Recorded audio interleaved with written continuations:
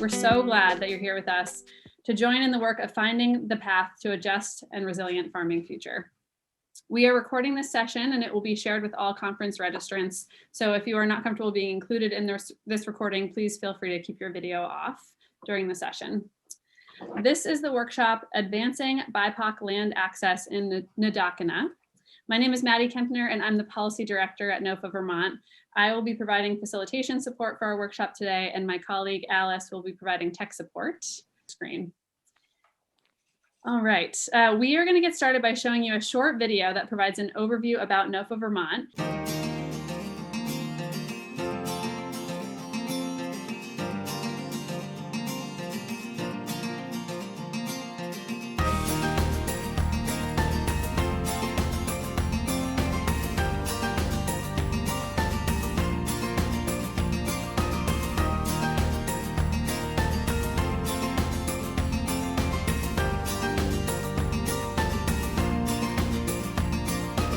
And before we get started with the workshop, we want to take a few minutes to provide you a short introduction to NOFA Vermont's work in case you're not familiar. NOFA Vermont's mission is to promote organic practices to build an economically viable, ecologically sound, and socially just agricultural system in Vermont that benefits all living things. We believe everyone has a role to play in creating a more equitable and resilient food system with joyful and vibrant agricultural communities at its heart. At NOFA Vermont, we build programs to serve as bridges from the world we have now toward the world we need.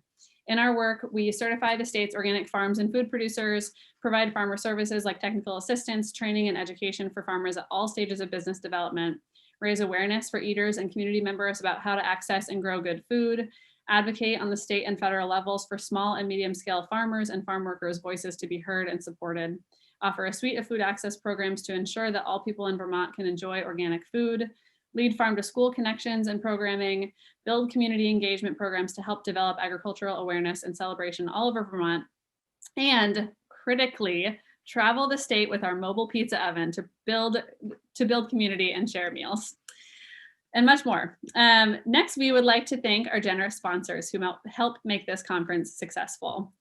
Our sponsors are an integral part of the success of the Winter Conference every year, and their support is a key ingredient in the growth of this movement. So we encourage you to learn more about our sponsors on our new website and show them some love. And we will share a link to that in the chat as well.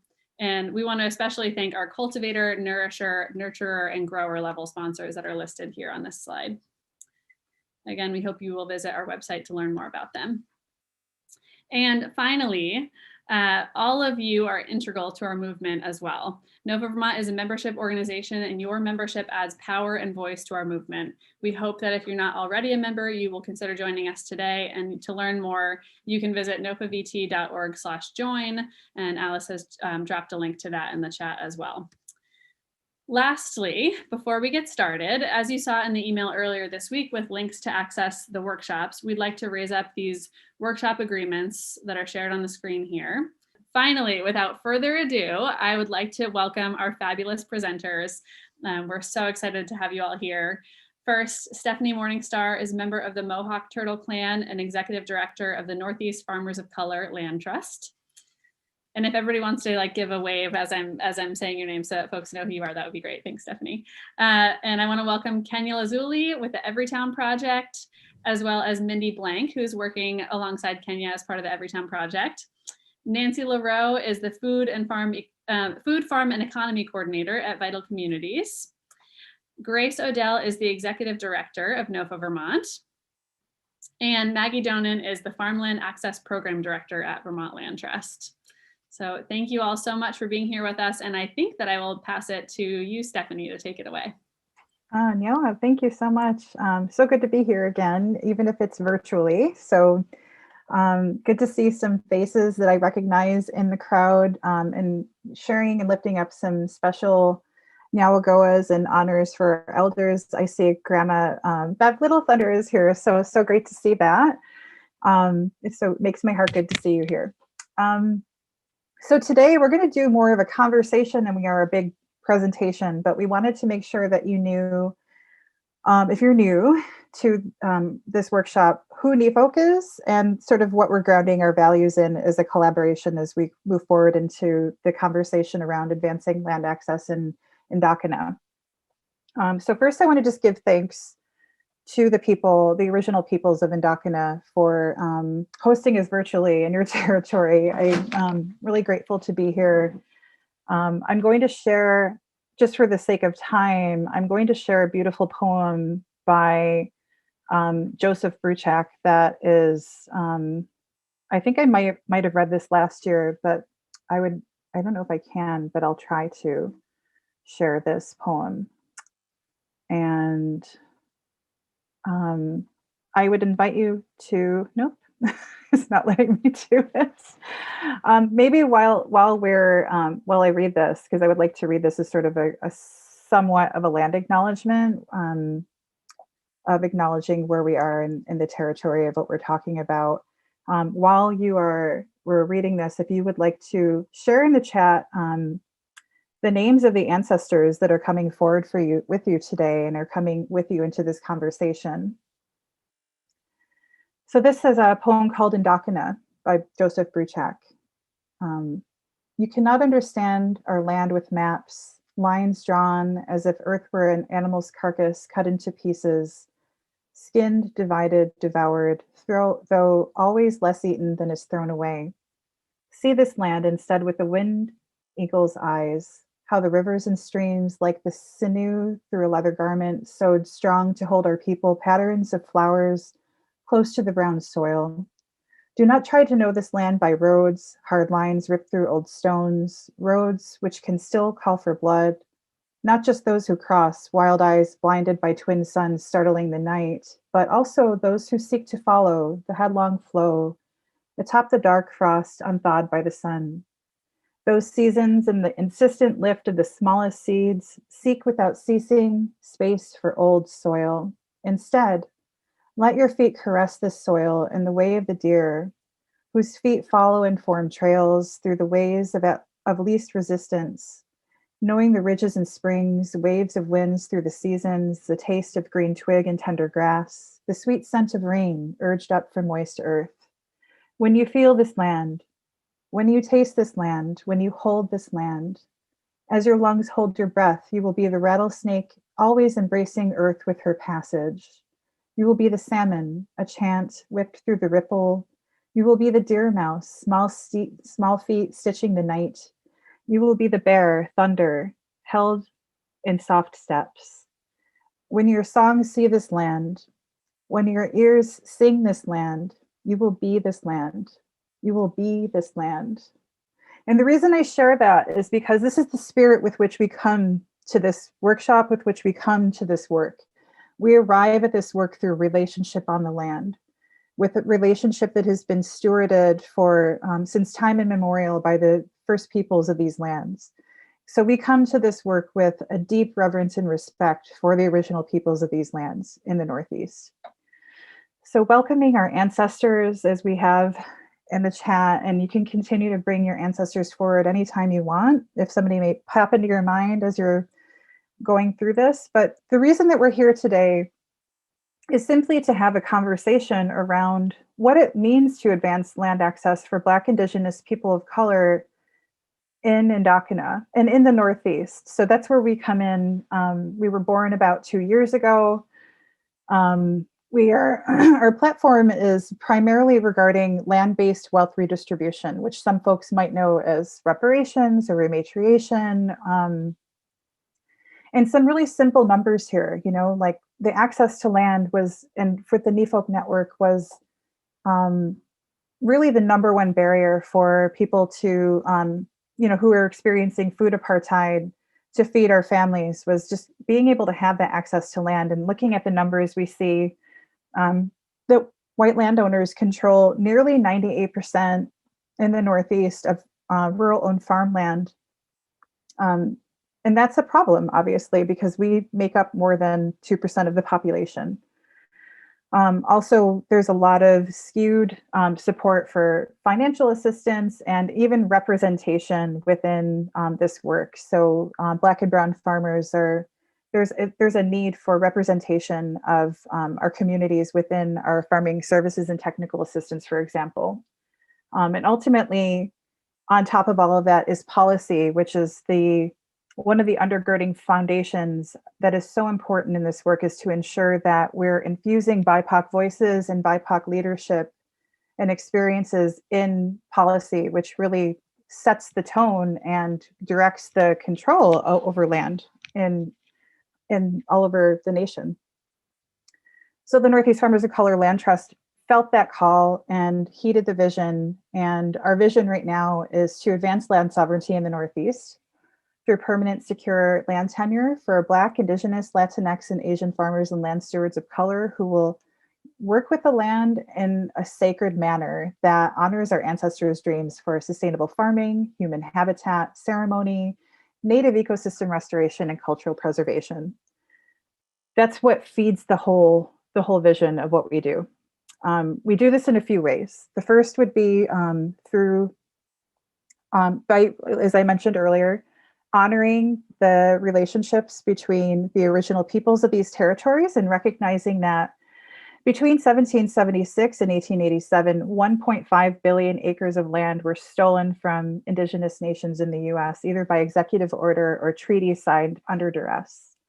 The Northeast was settled prior to 1776 and is primarily, especially in Vermont, unceded or unceded territory, which basically means no treaties exist in those areas, or treaties that are completely not being honored.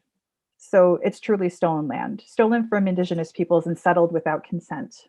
Our aim as a land trust is to repair that harm and not replicate it by working alongside Indigenous communities to listen and learn through open conversations with respect to their wishes for land in their territories. So that's truly how we're coming into this work, is by something we call Indigenous consultation and Indigenous partnerships. And we consider consultation to be the lowest bar for working with Indigenous communities, just checking in with folks. Our true goal is to partner with Indigenous communities and to do something called biocultural restoration, which is basically about opening access back up to land for Indigenous stewardship.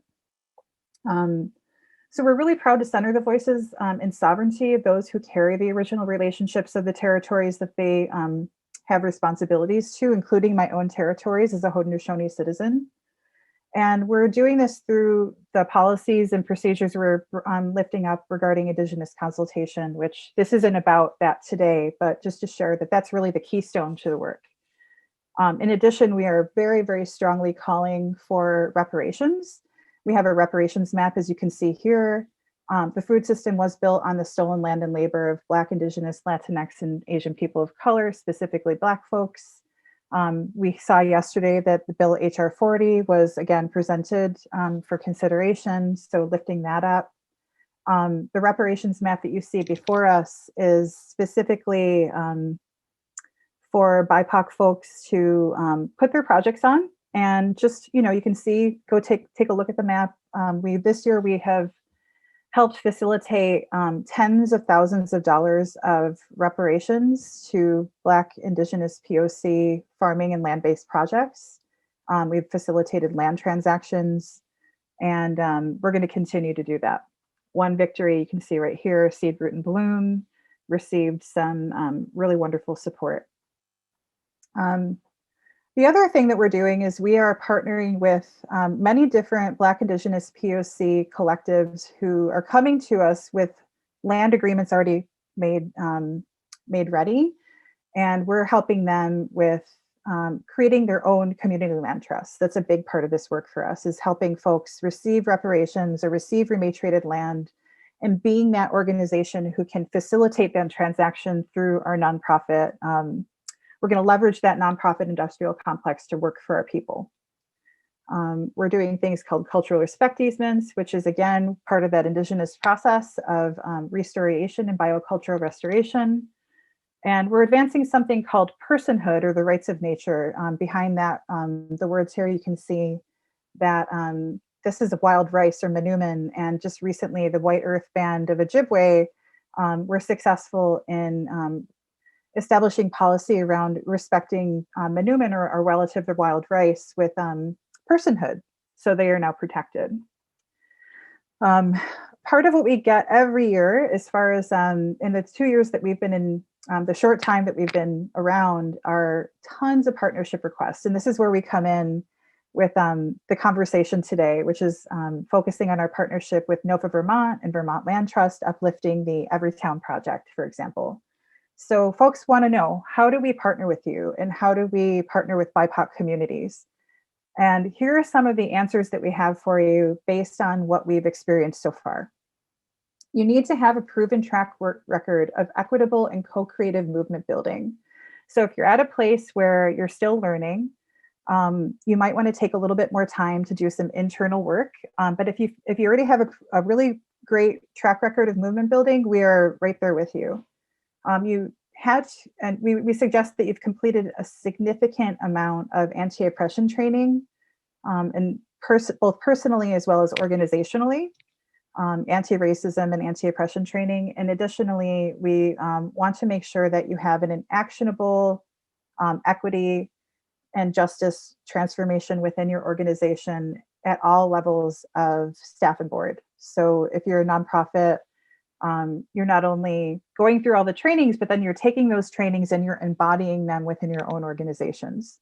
What that will look like often is that you have BIPOC folks on staff, that you have checks and balances against white supremacy culture in your organization, and very specifically that you do not have any kind of white savior mentality within your organization, that it's about working with us and not for us. So that's kind of my spiel about NEFOC and where we are right now. And a great example of that, and a great example of a work in progress with a really wonderful cross-cultural partnership, is our partnership with Vermont Land Trust and NOFA Vermont. So I'm going to hand it over to my allies, Maggie and Grace, to talk about NOFA Vermont and Vermont Land Trust. Thanks. Thanks, Stephanie. Hi, everybody. Yeah, so I just wanted to provide a little bit, I think the focus of this time, this next hour or so that we have here is really about, as Stephanie said, centering the work of the Everytown project as an example of sort of the ways in which our organizations work together. But I just wanted to provide a little bit of background about how this coalition formed and sort of where we are today. So I was actually reflecting that I think it was at the NOFA conference last year that I first met Stephanie and saw her present, and I hadn't really thought about that until right now. And I was and not long after that, so in early 2020, there was a funding opportunity through the Blueprint, which is now called the National Agricultural Viability Alliance, which is a regional alliance of organizations who provide farm business planning assistance. Vermont has a very well-known, well-respected farm and forest viability program that sort of launched this regional network to try to encourage more of this kind of work regionally. And they had a funding opportunity to think about serving individuals specifically who are not maybe haven't been well served either in regions or certain groups of people by this programming in the past. And I think fairly informally, this partnership between NOFA and NEFOC started to kind of come together in terms of thinking about how do we provide a more holistic, service to a specific set of farmers. And so we committed through this project to working with 8 to 10 farmers of color on business planning services and land access services over the course of this project. And at the same time, I think honestly, our true desire for launching this was to use this commitment as a way to build relationship with one another and get to know one another and figure out what are the things within the system and the structures with which we all work in that we need to change, and how can we understand those better and get to know those things better to then be able to also provide guidance and feedback for how business planning services and agricultural education is done, for how land access projects are structured, for how, funding for land is structured. And so I see it as this, like, it's kind of this multi-tiered project that's about providing services, building a coalition and building relationship and getting to know each other. And also thinking more broadly about change and, providing feedback on what we've learned through this partnership. So if anybody has anything else to add, I just have a memory of like sitting on the floor talking to everybody on the phone and just being like, I think we should we should just commit to doing this and make it really clear that this is what we want to do. And each of our partners brings, like, there's some overlap and there's some succinct elements that we bring. And that as we get to know each other better and as we build that trust, this is really just a jumping off point. Like, we have this funding to get started, but it's not like we're going to do this and then we're going to stop. It's like, helps to launch something that I think will only grow and expand. Does anybody else have anything to add that I missed about sort of the birth of this family? Sure. NEFOC is a BIPOC-led, under-resourced organization. And one thing that we're finding that's very valuable for our white-led organizational partners is that there's a certain level of labor that's offered in kind. That's really important to us right now. That's a way to support a BIPOC organization. And that's really what you're illustrating, is this sort of administrative labor that goes along with a grant, for example. And another, I think, with that blueprint grant that became an immediate challenge for us was the net revenue of a farmer and what that meant. And just to note that one of the barriers to this grant we addressed, which was the amount of money that needed to be made every year by a farmer. And our communities do not make that much. And for example, a Black farmer in New York State makes negative $906 on average a year versus $42,000 annually for a white farmer. So how do we get folks connected to those resources when they don't make enough to actually access them? So that was one immediate challenge that we experienced, that we collectively put our heads around and actually just reached out and talked with the Blueprint folks. And so from the beginning, it was just starting to experience those challenges and the translation of those challenges. But that's what I would share. Yeah, and Stephanie, it makes me think about similarly, sort of cost of services per client is a benchmark that's sort of looked at when you're thinking about, providing services. And I think that was another place where we, immediately had some learning around sort of like what we really needed, and like advocating for what we really needed to feel like, effective, like the right people were in the room and effective service was there and was available.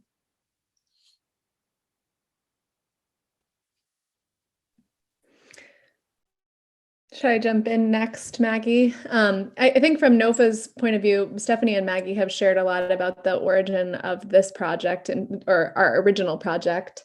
I would just echo that we are primarily invested in relationship building, and that feels like the durable hope for our work together, and that what we're most focused on is not one metric from X project, but rather how can we be in real relationships so that we can actually share information as the conditions change.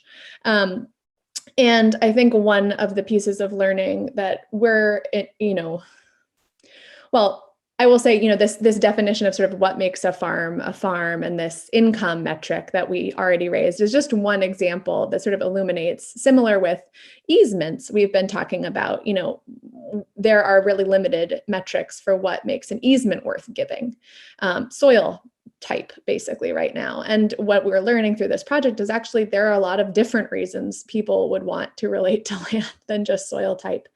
And so the conditions and the definitions of sort of who gets access actually are very racially coded, or, you know, capitalistically coded, which is racially coded. And I think for NOFA, I'll just say, you know, I think we're often looking at just a snapshot moment. You know, what's happening right now? Who are the farmers who need serving? Let's support them right now. Or who are the eaters who are seeking a food access program? Let's serve them right now. And what we're trying to do is say, like, wait, what are the conditions that made these be the farmers that we're serving? What are the conditions that made, you know, the situation that we're apprehending right now come to be? And we're increasingly aware, you know, like the conditions of agriculture in this country, as Stephanie said originally, were founded on genocide and enslavement. And so how do we acknowledge that in all of our work and seek to dismantle or address and then begin the long work of healing that? And so it's going to be long work, and it's really relational work that will change over time. So I think this sort of segue in, I'll just say finally, I think sometimes we've talked about like the organic movement. And I would just say from NOFA's point of view, one of the things we're trying to unlearn as an organization and association is the idea that we as a white-led organization have claim to a movement, and rather that we are a tiny part of a global movement that's largely led by people of color, Indigenous people, and BIPOC, Black people who are farming all over the world in a really different way and have been doing that their entire history. We're learning from those leaders and shifting the way we sort of try to, rather than say, you know, this is our conversation we're trying to develop, like we're trying to stop and learn from the people who've been doing this a really long time, and then see how we can be in partnership and be supportive in a small way, or just learn and shift what we do. So the way I would sort of transition this to the Everytown project is that out of this, you know, collaborative project came both a tangible project that Kenya was working on, Nancy and then Mindy, and it was like one thing that emerged through this collaboration. And so now we're turning our attention to sort of discussing this project that we're all in partnership and coalition on. So I'm going to stop talking. And I would just share, before we move on and transition to discussing Everytown, that NEFOC is deeply tied to supporting our network members and ensuring that the projects that they're delivering on the ground in their regions, because NEFOC is large, we're Northeastern, right? So we have a lot of area to cover, that we're doing things in a process and rolling things out in a process that is, again, like Grace was mentioning, it's very much about relationships. And because there are 3 of us as staff at NEFOC, just freshly this year, there are 3 staff members, whereas last year it was 1 staff member. It's fallen on very few people to build a lot of relationships. So what we're doing is beginning our relationships by becoming more informed about the territories of the Northeast before we bridge into conversation with Indigenous nations. We want to make sure that we're working with the Suffolk Human Rights and Indigenous Peoples Clinic to research treaties and research land claims and to build the history so that we can understand from the legal perspective what the barriers and challenges are, the histories, and even the traditional leadership, so that we know who we're reaching out to. It's a very delicate process to work with Indigenous communities, and it's the one that we hold the most sacred because of what I shared before, as far as the sort of entry point to the work is to ensure we know who we're working with and what significant barriers and challenges are happening before we even enter into conversation, so that we're not, because not all Indigenous communities and not all Indigenous people are the same, right? There are many nations in the Northeast seated in this unceded territory. There are recognized nations, unrecognized nations. Neither of those make any difference to us as far as federal recognition or not. We're really truly interested in hereditary leadership and is something that I think is really important. When we signed on to the Everytown project and offering in-kind support, we want to ensure that, that was a part of the work that we walked into with this, was to kind of move slowly, move at the speed of trust, and to really embody the sort of the main moniker that we go by, or the main phrase that we're using lately to sort of ground the work, which is that to be truly regenerative, we must be reparative. So it's really about focusing on repairing our relationships, even between Indigenous communities. We're not all the same people. We come from, for example, the Abenaki and the Haudenosaunee, my people, had a very different relationship around I believe it was the French Indian War, being on both sides, on opposite sides of that war. So there's definitely a relationship to repair there. And thinking about that, what we're doing is trying to offer our leverage our power and leverage our resources to be able to uplift those pieces.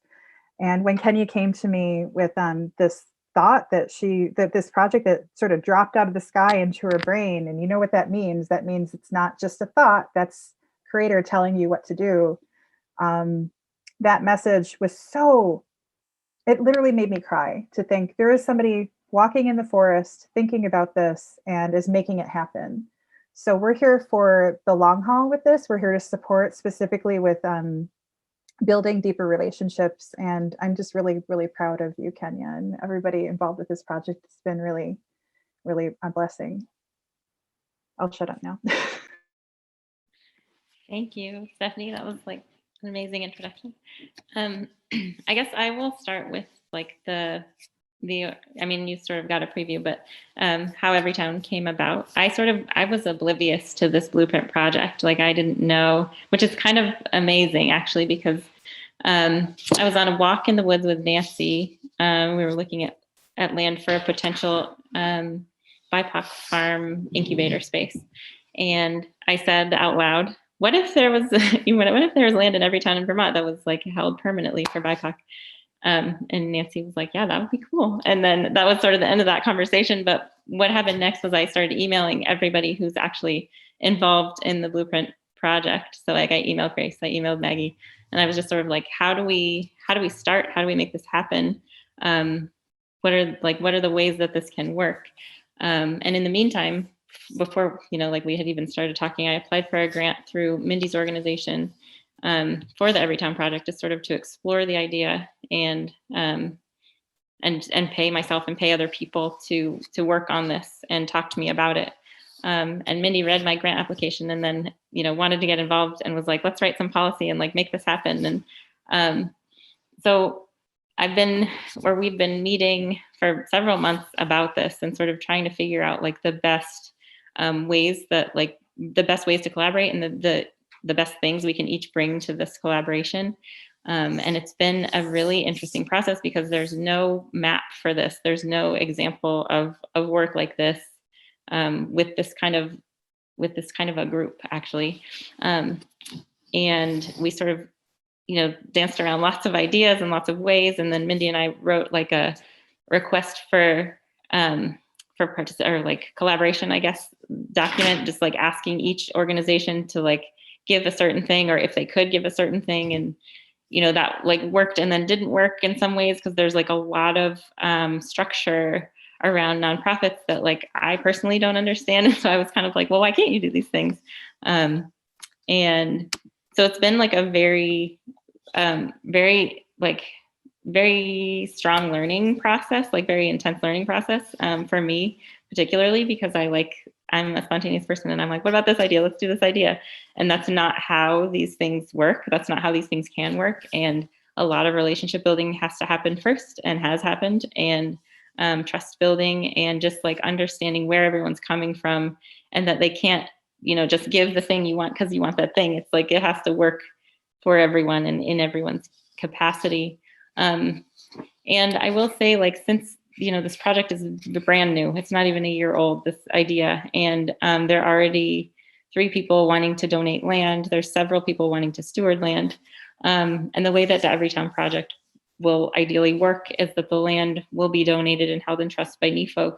And then there will be a land steward, a Bipoc land steward, who is matched with this property, any kind of property. It could be a condominium, it could be, like 100 acres of land. So the land steward would be matched with the land, and then the land stewards would be supported by a network of other BIPOC in the state who are communicating and sharing resources and have relationships with the Indigenous community, making sure that there is access to the land for the Indigenous community where the land is located.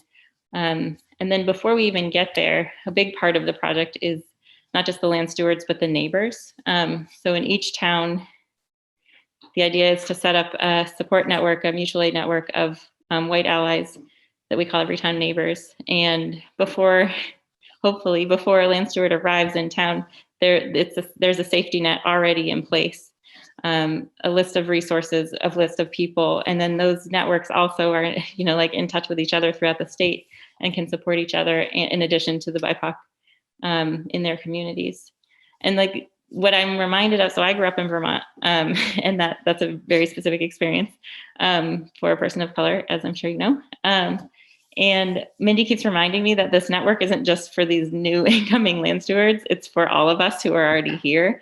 And how important that is actually, that we all need this, and that we haven't had it in the past is actually pretty terrible. And so we're working towards that, but also the main thing is to support the people who are the BIPOC that are already, the Black, the Indigenous, and all the people of color that are already in Vermont, already living in this rural, very white space, and help them connect with land. And if they are already connected with land, those relationships are the ones that we want to uplift first. And we see, we see the Indigenous community here as the most important part of this work. When we're talking about land, we're talking about the land that they originally lived on and it came from. So those are, I think Stephanie spoke beautifully about those relationships that we're at the very beginning of creating and nurturing and evolving with. But I think I guess what's next is probably policy, and maybe Mindy is the best person to talk about policy. It's not my area of expertise, but I'm learning. Hi. Okay, great. Hold on one second. Well, Kenya and I are in the same room. We have Everytown work days on Thursdays, which is really wonderful, and the sound is a little bit of a challenge in here. Hi, everybody. It's a real pleasure to be here with you today. The Everytown project is fascinating, and I think it's been really amazing trying to organize this whole project and figure out how to do it not within models of white supremacy culture.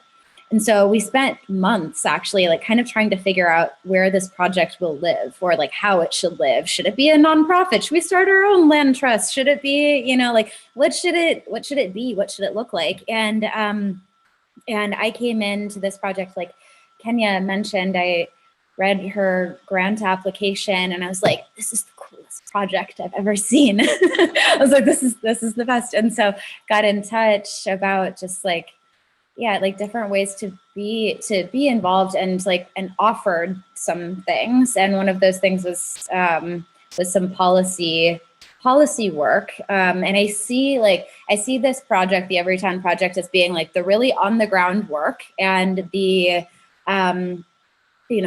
working with land stewards, working with NEFOC, and trying to figure out these structures on the ground. And this whole project is it's an experiment in alternatives to land ownership, because we don't believe that land can be owned by humans. Humans don't have the power to do that. We do not have the power to do that. And so figuring out other alternatives to land ownership, and to looking at land access, and looking at that for specific groups of people who have consistently not had safe access to land. And so we've been building out this project around this alternative to land ownership. And I think what we've kind of landed on is these different partnerships, and that Everytown itself doesn't have to be its own nonprofit. And it actually makes a lot more sense to operate with this structure that's more flexible and not within any specific sector where there are a lot of barriers, like the nonprofit sector. The philanthropy sector has all sorts of barriers. The policy sector has all sorts of barriers. And so we've been trying to operate in this other space and this partnership with NOFA and NEFOC and Vermont Land Trust and Vital Communities. Like, we're seeing this group as sort of this like resource team, which is, I think it's a really interesting way to do partnerships and to say, like, we don't have to do everything ourselves with this project, and that there are a lot of people already doing different aspects of work. And so it kind of laid out like specific asks to nonprofits and to other groups who are already doing this work and asking, like, can you provide this for this project? Can you be involved in this certain way?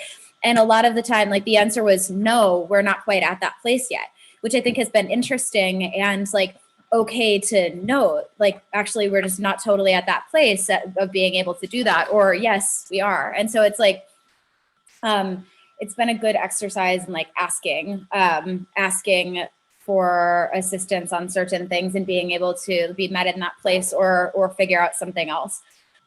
So the policy is it's called the Vermont Bipoc-led Land Access and Opportunity Act. And Brian Cena has been the key legislative sponsor on that bill. And just this week, it's been introduced to legislature. And so there are going to be lots of calls to action within the next few months, and encouraging people to talk with their legislators. And like, one thing that I want to say about this bill is that it's different than the Everytown project, because it has to fit into this policy bubble and this like policy sector bubble. And so the language in it isn't exactly what we wanted. And the way that it looks isn't perfect. And it's a stepping stone. It's this like building block to be able to get somewhere else, hopefully. And there are parts in it that are really explicitly to support the Everytown project, as well as just like open up other options for increasing and improving land access, specifically for BIPOC folks. And so there are different mechanisms within that policy. And one thing that the policy does that is unique in supporting Everytown is that it also, within this fund that is to give grants to BIPOC folks for land and for homes, there's also an opportunity for people who are part of, or like for anti-racist mutual aid networks to apply for some grants too. And I think that this is one of the aspects of Everytown that's unique, and one of the aspects of this bill that's unique, which is this component of safety that's like embedded into it. And this neighbors component that Kenya was talking about. It's white allies, or just like an ally network, because it matters who the neighbors are with, for BIPOC land stewards and for, this whole project, like, it really matters who the neighbors are. And so we're trying to build this network of people who will explicitly be anti-racist in their communities, and working to get anti-racist curriculum into schools, and to set up safety systems within communities. And there's so many different ways to do that. And so that's like kind of one pillar of this project that we've been working on. And I think that we've been learning through some intense real life mutual aid experiences over the past year, over the past 6 months or so, that have really shown like the absolute essential need to create these systems of safety in different ways. And if we are like talking about abolition, like, to be able to practice that in different spaces and like really show up for each other. So this project is beautiful and fascinating, and takes a lot of time and takes a lot of consideration of like how to do this well, and like how to be in right relationship with all of the different people involved. And I feel really grateful to be involved in this, and it's a really beautiful, beautiful project. So I'll pass it off to somebody who is. I wanted to just uplift Stephanie. Watching this unfold. You're muted, Stephanie. I'm not muted. Can you hear me? We can Yeah. hear you. Okay. I wanted to just make note that as I've been watching this unfold, that it's been a really interesting, with NEFOC specifically within our work and with our collaborations. We're here as a way to, I think that because I'm an herbalist and because I'm somebody who comes from seeing things from a systemic level to begin with, and I'm talking like body systems and moving into seeing systems out there. The reason that policy is so important is because we keep talking about this idea of resilience, right? It's become codified in a way, this word resilience. We always talk about resilience. Everything is about resilience. And I want to push back on that word a bit, because what this bill and what we're approaching with a lot of the work that we're doing, whether it's supporting this bill or supporting other policy or just the work in general of NEFOC, is about pushing back on the idea that we always need to bend and become stronger and more resilient to as a feedback or biofeedback to the system itself, because the system isn't changing, right? So we need to become more and more resilient under the system. I challenge that 100%. This is about us shifting the system to work for us, right? Like the system was founded on white supremacy. The system stole our homelands. The system stole our relatives from their homelands to bring them here to build the system. It's not built for us. It was built by us, unfortunately. And that's something that we had no consent over. So when we think about resilience, I want folks to think about this and challenge the idea of us having to become more and more resilient. And a way to be able to push back against that is by incorporating and going right to the policy level, because the policy is the crystalline structure of white supremacy right now. And until we pick away the stitching at that and reweave it with our own voices, our own ancestors, our own hearts and minds and spirits, it won't see us or feed us. It won't feed our communities. So this is what I really appreciated about the Everytown project. It's not in its perfect form. It's getting there, right? And it's something that I think is it's a reflection of the relationships that we're building between our communities, between settler white communities, between BIPOC communities. And what we're doing is now refining within our own policy at NEFOC and with the work of these types of collaborations is recognizing all the points of healing that need to happen.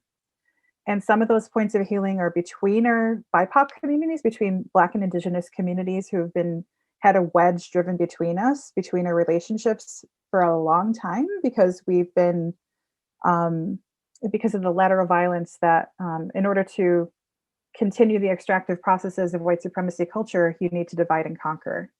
So we're addressing those internally. We're addressing those in lots of different ways. We're trying to really create a healing ground for Black Indigenous solidarity. And we're also trying to really uplift this idea of working with policy. And as Mindy stepped in completely of her own regard, offered her own free labor to write this with us, with Kenya. And that is the example of what a white-led organization can do for BIPOC, to leverage your labor, to offer the support, to offer those translational pieces to help with, like, the language of policy, let's figure this out. So I think that's a really appropriate way. And I want to just reflect that back to folks that there's a lot of times where folks want to sweep in, white folks want to sweep in and just take over the process, like the Peace Corps model, right? And we're not into that. This is about doing, again, it's by us and for us. And the allies' role is to leverage their resources and their labor and their time and their relationships to be able to advance something that's built on this solidarity model. So thank you, Mindy.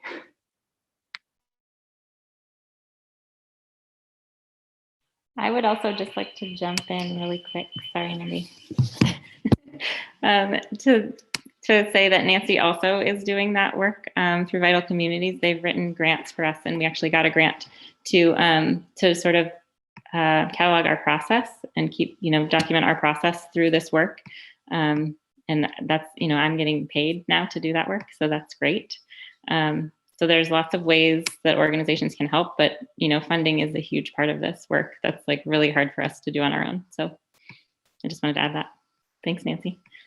Yeah, thank you, Nancy. And also just to share, like a lot of what Kenya is doing is actually it's underpaid or under-resourced or completely voluntary.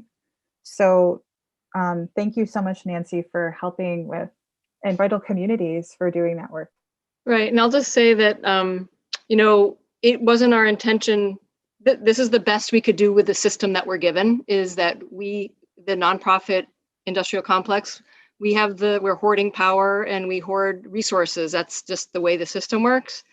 And so this is a Working Lands funded grant, which is wonderful to have that support, but it is, the system is built so that the people that are in it continue to thrive in it. So we didn't really want to be the ones getting the money, but it was a way for us to at least pull some resources out and move them over into towards Kenya and that project. So it's not ideal at all, but the idea is that we are doing the best we can with the system that is right here, but that we are trying to dismantle the system as we go. So it was a little short term, just a little bit of funding to help move this project along.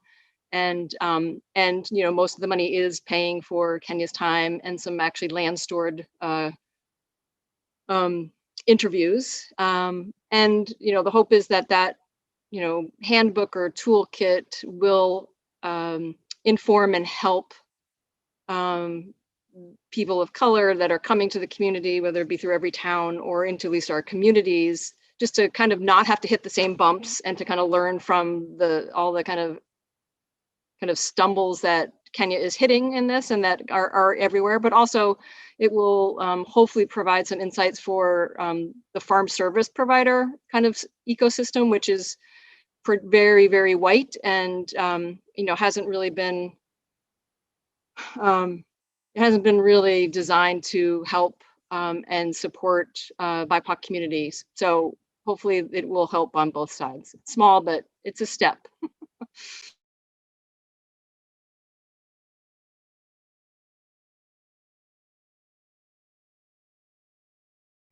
So maybe we have about a half an hour left and I see a lot of questions rolling in. So I'm wondering if maybe we can create some space to answer some of those questions, and maybe if folks have any other questions, this would be a good time to start loading them into the chat. And maybe, I don't know if somebody wants to read questions or... I can go through them. Stephanie, I've been collecting them and just wanted to give you all the space that you wanted to talk before we got into questions, but I'm happy to sort of queue them up. And I always I hope this works for you all, but I always love for people to, if you're willing, unmute and ask your question out loud. It just makes the space feel a little bit more fully occupied, and it's nice to hear people's voices. So I would love to just call out the questions and maybe just comments too in the order that I have them. And if folks are willing to unmute and say your question or your comment out loud, I think that would be great.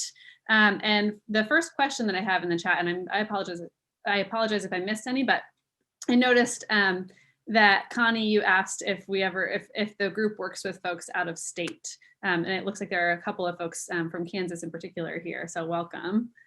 And Connie, I don't know if you wanted to add anything to that or say Yeah. Thank you. I am working with the Douglas County Sustainability Office, and we have a new plan called Open Space, partnering with the Douglas County Food Policy Council. And we have been thinking about this idea, but we are definitely very new to it. So having some help around this, some kind of a contractor base or just general help would be fantastic.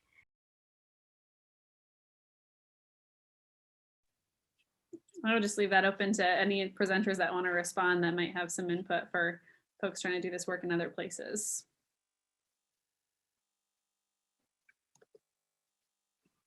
I can answer from the NEFOC perspective, but I can't speak for the group. We're not, and I want to share, like, this is a coalition, so we're not necessarily, we don't have like an organizational foundation outside, like singular. It's sort of all these overlapping Venn diagrams of nonprofits and then some Kenya's Kenya, right? So maybe Kenya wants to do this as a consulting work, but NEFO does work on national BIPOC land access. We're hosting something called the BIPOC Land Access Convergence that will be coming forward in the next year, working with folks all over the nation, all over Turtle Island, to think about BIPOC land access, but not necessarily consulting on that level. We can't consult on a national level just yet. We also just don't have a lot of capacity to do that.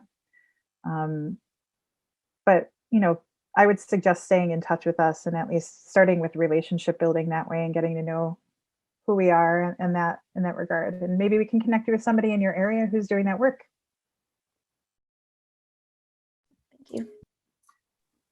I'll just add that I think that, sorry. I think that the Vermont Land Trust, this project in particular, has brought up for me like a lot of questions and a lot of acknowledgement of the limitations of our current set of tools and sort of levers that we are able to pull around, I think mainly around farmland affordability, and like what folks that's working for and what folks that's not working for, and whether or not it really does work for the people who it's meant to work for, like just like lots more questions than clarity. And I think that in terms of your question, Connie, I think like I would be, I think myself and other folks within the organization would be happy to talk with, we have relationships with other land conservation organizations across the country, and like the questions that we're wrestling with and the directions that we want to head in, and the acknowledgement of the limitations of our work, and like our desire to really continue to expand and just like broaden how we do our work. So we don't have the answers, but like we have, I think, a framework for the way that we're thinking about it, and some ideas about like the next iteration of our work. Yeah, if that makes sense. Thank you. The only thing I would add to that is just definitely stay in touch and feel free to reach out to me directly. Mindy, will you put the Everytown? Great, thank you. My computer died and I forgot my password, so on my phone now. Yeah, just please stay in touch, because as this work develops and as we continue, we will learn a lot of things, I'm sure, and we already have. So, and like, part of specifically the grant that Nancy helped us get, we'll create a document so that we'll have like a roadmap for our own process. And I think that will probably be helpful to you wherever you are. And one piece I'll just mention, there are a lot of open space projects around Turtle Island. Very few of them actually, the word or the phrase open space kind of goes back to that, or that connotation around terra nullius, which is the empty land, right? Which is part of the doctrine of discovery. So maybe reframing open space as something that is more related to the consultation of Indigenous peoples in those territories, and starting with consulting with them first, right? To talk with those First Nations first. That's probably the best consultation you'll get about shaping the project, is right from the people whose original agreements are on those territories. Thank you. Thank you, Stephanie. Thanks, everybody. So I think there's a couple more questions in the chat, and then there's also just been a lot of comments, and I think I'll just read through some of the comments so that everyone can hear them who might not be able to follow along as closely. Someone mentioned that the financial definitions of a farmer and the easements have also been a challenge as a single white woman, not being able to qualify for loans, and that is sort of a catch-22, and that this person would love to partner with the Bipoc community to find a way to ensure that the land they've been stewarding for the past 21 years is transitioned into the hands that will steward it for generations to come. And I think that's a great sentiment to hear. And it's great to know that there's support from land stewards out there for this idea. Maddie, can I just jump in there too on Please. that idea? Yeah. I appreciate you raising up this point, and I think one of the things that we struggle with as one of the pieces of learning that we've been talking about a lot as a group is just this idea that there is enough for everyone, and that really struggling with white folks and folks who are farming for a living struggle to make a living and simply struggle to persist in their work here. And so sometimes when we start talking about trying to address the history of genocide and enslavement and still endemic racism in agriculture in our society today, we have gotten some feedback from folks that it feels like a fear place of what about me? That is something that comes up, am I going to be left behind? And is my struggle not real? And I think that we're both trying to hold both places of tension of our sense is that all of this work is intersectional, meaning all of these identities being, and a marginalized category, whether you're a poor person living in capitalism who cannot make a living doing the work that you are because it's not valued labor, everyone's identities are multi-layered, and in doing this work, we will provide sort of healing and support for everyone. It's not an either or. And at the same time, there are unique positions of oppression and experiences that really only BIPOC in this nation have endured and lived through. And so there is a history and a lived reality now that is different. And so we're trying to really hold both of those truths in our work moving forward. And, land is something that there is actually just the amount of it that there is. And so we're struggling with some of these struggles that come up. I'm just naming, like, this is part of the messiness that feels hard about the work of sort of land reparation, rematriation.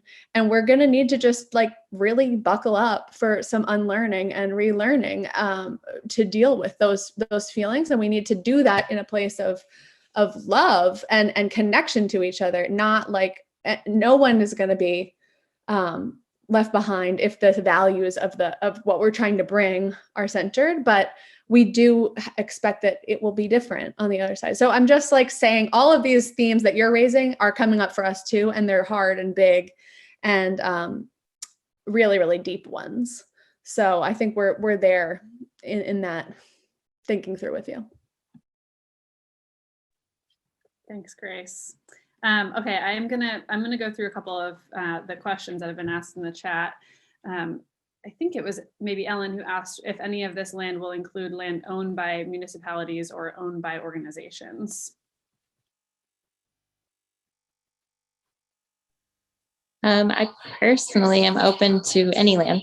I mean, as long as it's not a brownfield or anything like that. But when I'm on the planning commission in my town in Corinth, and when I spoke to the rest of the planning commission about this work, someone offered to go through the grand list with me and look for properties that were potentially available for this.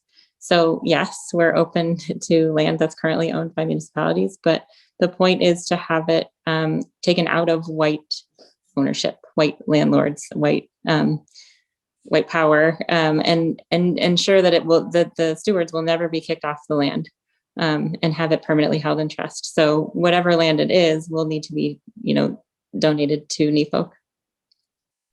And I'll just kind of build on that a bit, Kenya. So one of the things that one of the projects we recently completed in partnership with Agrarian Trust, for example, is something called the Faith Lands Return Toolkit. And this is about the land that was stolen by various Christian organizations, Christian missions, churches that are now there's a lot of discussion within lots of different sectors of different religious sectors, so Christianity and others who originally took land and are now returning that land. So we did a whole huge case studies on this and tried to really get to the bottom of like how to work with faith lands return. So organizations, Christian churches, different universities, like land grant universities is a great example. Speaking of like the largest land grant university in the Northeast, Cornell University is a great example of looking at returning those lands, and not just reversing time, but like recognizing and returning the stewardship of these lands. Like we said, we can't own land. That would be like owning a human being, but certainly returning those rights.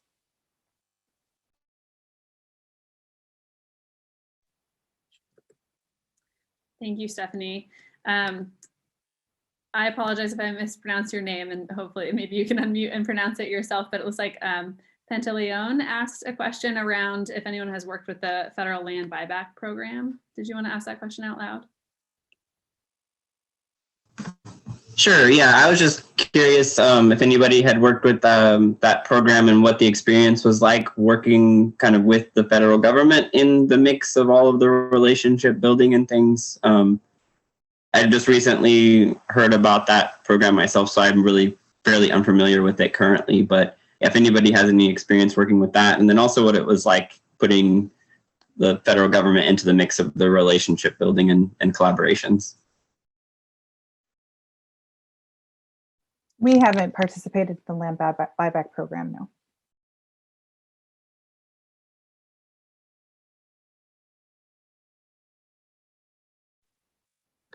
Okay, if no other presenters want to respond to that.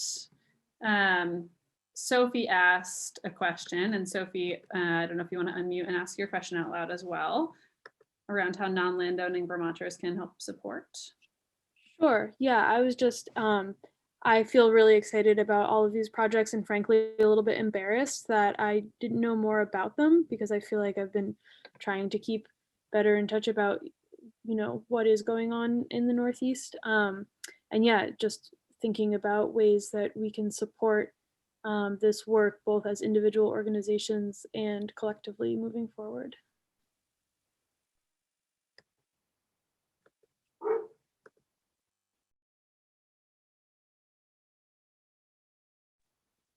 Maybe we can start with how to support the Everytown project.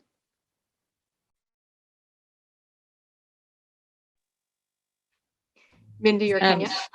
I can hardly hear, I'm sorry. I think the best thing to do is to get in touch with us directly.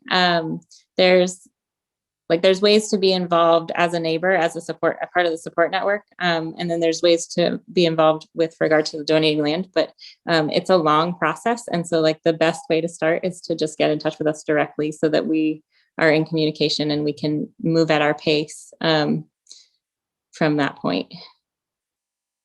I don't know if I answered your question exactly, but.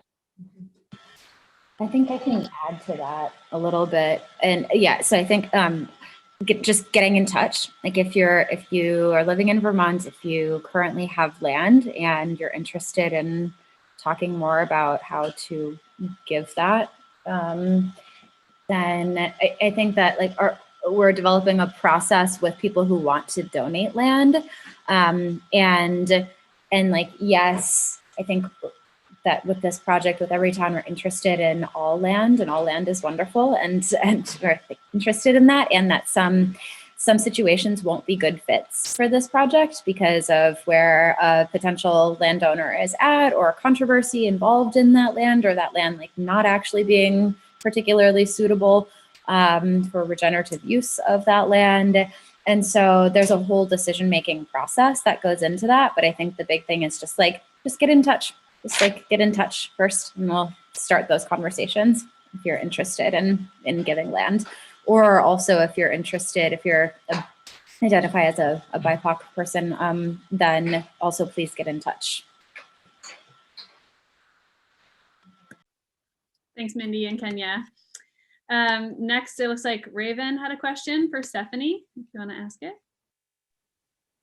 Hi, my name is Raven. I go by they, them pronouns. I'm actually from Ithaca, New York, and I actually specifically have a question for Stephanie.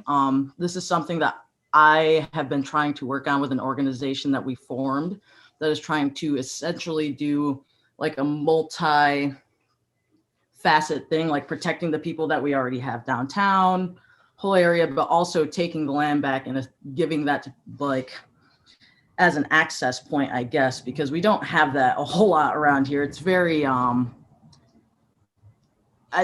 dare say, Trumpy territory. Sorry, that's straight to the point, but it's we have a very precarious position here in New York. So one of the things that I've been trying to emphasize on is talking to the indigenous folk that are from around here, specifically the Cayuga Nation, because we do have a lot of history here that goes completely unnoticed by a lot of people in this town. And I wanted to be able to have that opportunity to talk to them, essentially, or anybody. And I would like to know how to go about that in an appropriate manner, because, you know, I respect most traditions, and essentially I don't want to go in there with, hey, we're trying to get back this land during a pandemic and bring that to their doorstep. You know what I mean? But I hear you. maybe a way to Thank you, Rayvon. Well, we are having a lot of conversations with the Gayakono right now, specifically with their Diskahe and their sub-chiefs, because of some active land donations happening in Ithaca currently. So this is kind of the way that it starts for us, is that because it's such a huge territory, the Northeast is like how many states, right? And it's all these ecoregions. So we're trying to move as quickly as we can without breaking trust, and realizing that a part of this is a dear friend of ours and supporter of our work, Peter Forbes, coined this phrase with his work with the Wabanaki, which is that they're moving at the speed of trust. So I would suggest that instead of, it's hard because it's like you have your project, right? You have something that you have a need. First, I would say if you're not a part of the Northeast Farmers of Color network, that you become a part of the network, and I can share the link into the chat, which is sort of getting into the listserv community. But this is where we share knowledge and ideas. We actually offer skill shares for POC across the Northeast, and this is where we start to build relationships, and it's growing exponentially. The work that we're doing with the Gayakono is just starting. And it's specifically around one piece of land and supporting their reclamation of this land. That's the way that we're trying to bridge into this work, is to start from that place. So the goal for NEFOC, for example, is to create land access for BIPOC with respect to the history and the land theft that's happened, and to work from there.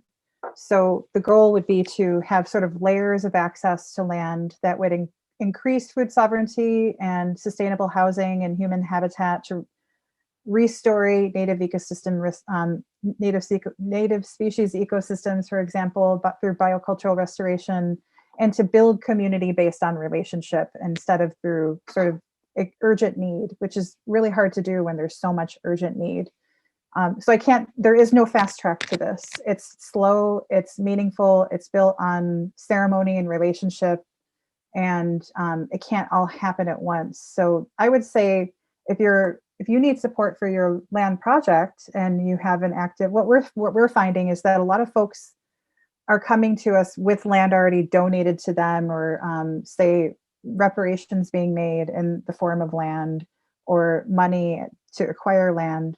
We're actually working with a couple indigenous nations who have received repatriated land, for example, and need a way to be able to receive that land and tenure that land.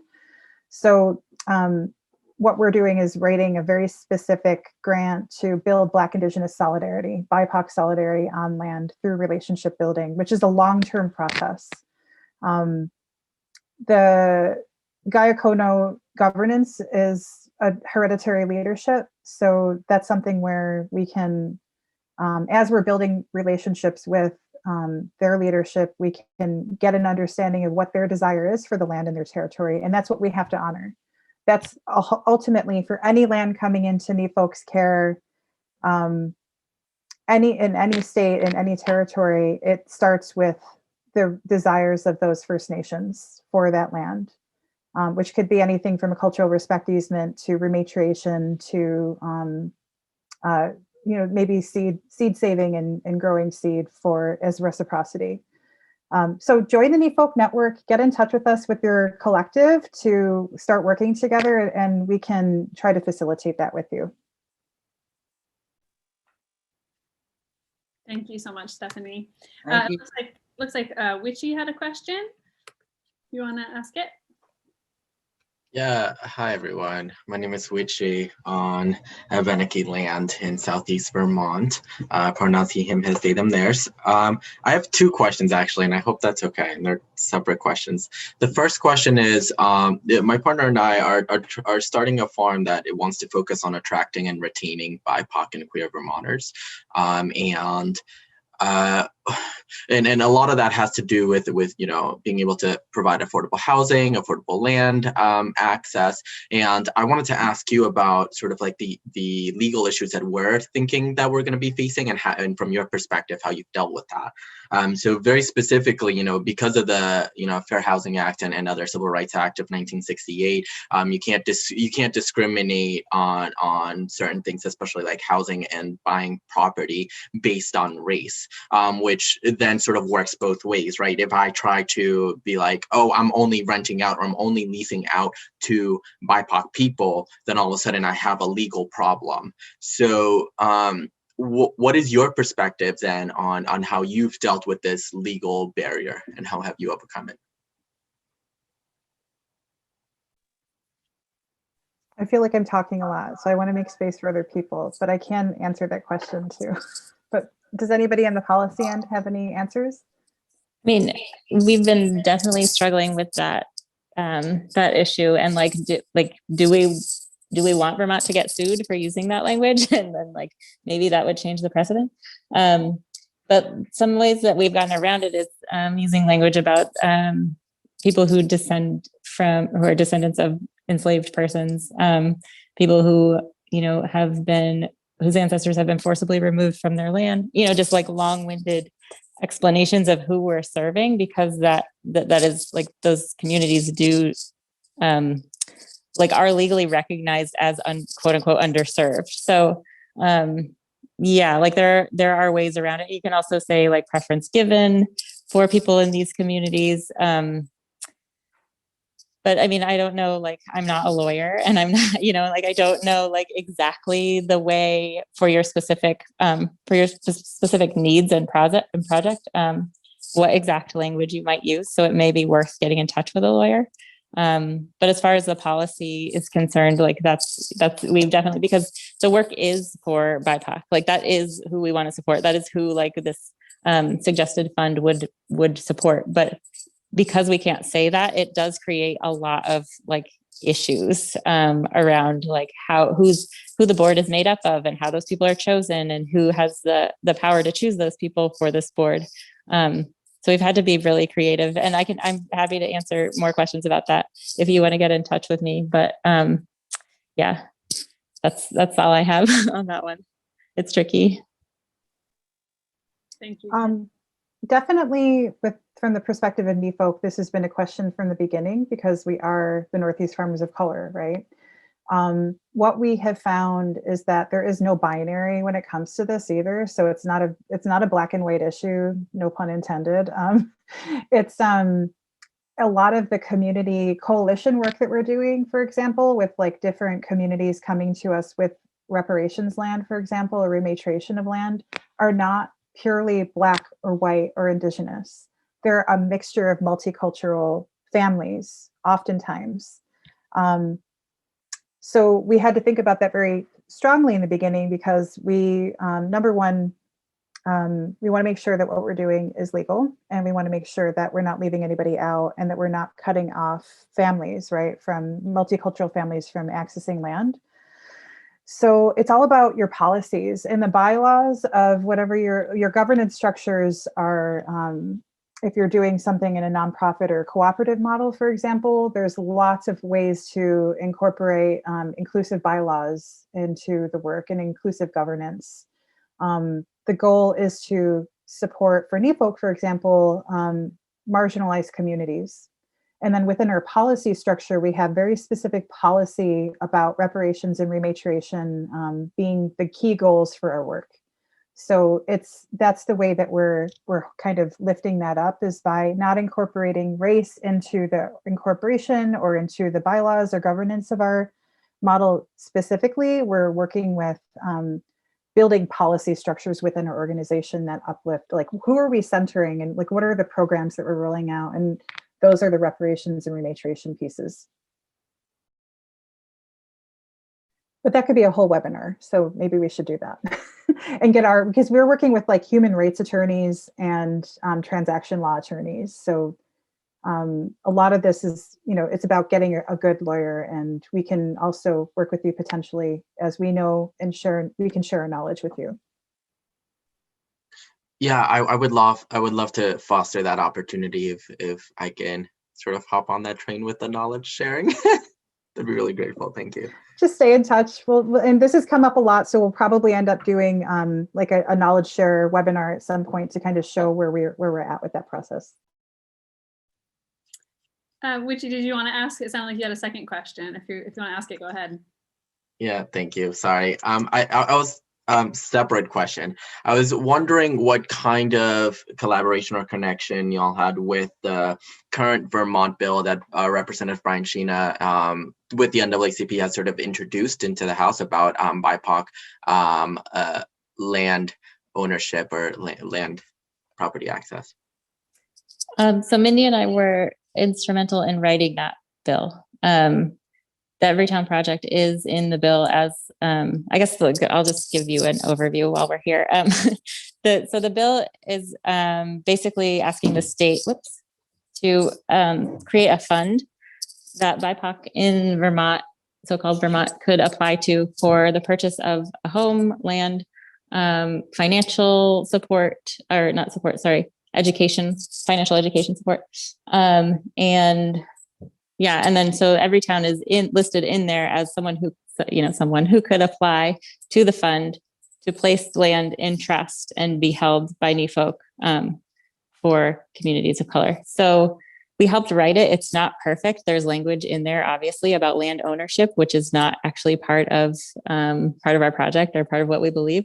But we see it as a step, not the first step, but definitely a step in the right direction. And writing policy has been complicated, and like your last question, like getting the language right and getting it to reflect what people actually want and reflect support for people actually we want it to support has been a process. But yeah, if you have specific questions about the bill, Mindy and I are pretty familiar with it.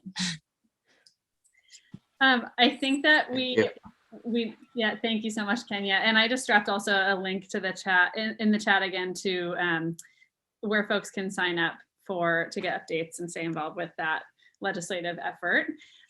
So we are almost at closing time. We have, a few minutes left, and I would love to make a little space. We did have one more question in the chat that we didn't get to, but I also want to leave some space for presenters to share any closing thoughts that you might have before we end.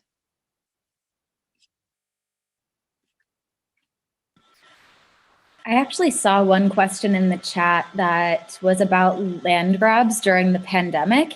And this is something that I wanted to talk a little bit about, because this brings up the idea of climate refugees too. And one of the reasons for working on this policy and a little bit of this whole project is because in Vermont, this place is a homogenized state. It is a homogenized white state, and the people coming and buying up land during the pandemic are the same people who do that with the climate crisis. And so this is wealthy white people. And if we specifically, strategically do things to create space for other people, it's not going to be a reality. And we have to do that. And so this is part of this. And this is the pandemic land grabs are part of the inspiration for this. And the wider piece there is creating space intentionally during the climate crisis for climate refugees who are not just wealthy white people coming from other places. Vermont has 6 of the 10 counties that are projected to be least impacted by climate change by 2050. That says that we are a place of refuge. And this is one of our most essential things for for climate change is like social adaptation.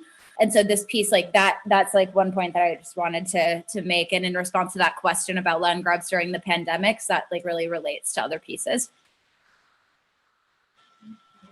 Yeah, thank you, Mindy. Does anybody else want to add to that?